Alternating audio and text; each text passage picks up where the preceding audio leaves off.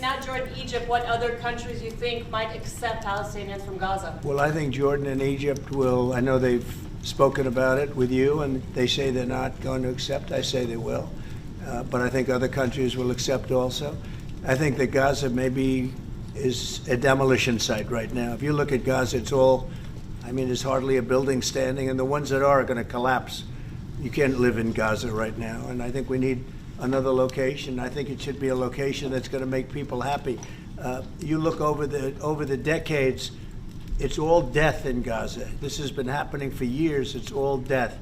If we can get a beautiful area to resettle people permanently in nice homes and where they can be happy and not be shot, not be killed, not be knifed to death like what's happening in Gaza. And right now you have in Gaza a very dangerous situation in terms of explosives all over the place, in terms of tunnels that nobody knows who's in the tunnel. The whole thing is a mess. And I think that if we can resettle, and I believe we can do it in areas where the leaders currently say no. I mean, I've been saying that with Mexico, having to do with the border and all of the things, and you saw what happened, 10,000 soldiers, and they're going to do a good job. I really believe that, and I believe Canada is going to do a good job also. They said the same thing, and then they did something much different than what you were hearing. This is a very, very difficult situation, but we're going to get it solved. I don't think people should be going back to Gaza. I think that Gaza has been very unlucky for them. They've lived like hell. They lived like you're living in hell. Gaza is not a place for people to be living. And the only reason they want to go back, and I believe this strongly, is because they have no alternative. What's the alternative? Go where? There's no other alternative. If they had an alternative, they'd much rather not go back to Gaza and live in a beautiful alternative that's safe. It would be my hope that we could do something really nice, really good, where they wouldn't want to return. Why would they want to return? The place has been hell. It's been one of the meanest, toughest places on earth. And right now, I've seen every picture from every angle, better than if I were there.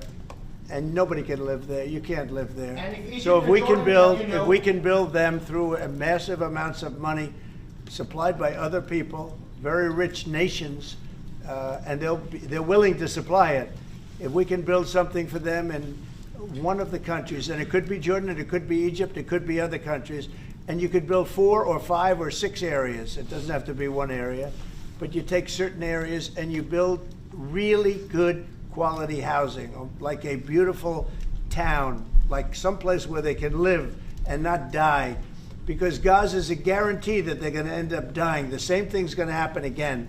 It's happened over and over again, and it's going to happen again as sure as you're standing there, Peter. So I hope that we could do something where they wouldn't want to go back. Who would want to go back? They've experienced nothing but death and destruction. How many people are you thinking about? All of them. I mean, we're talking about probably 1.7 million people, 1.7 million, maybe 1.8 million. But I think all of them. I think they'll be resettled in areas where they can live a beautiful life and not be worried about dying every day. Same message I said from the beginning of the war. We'll get them out, get them back.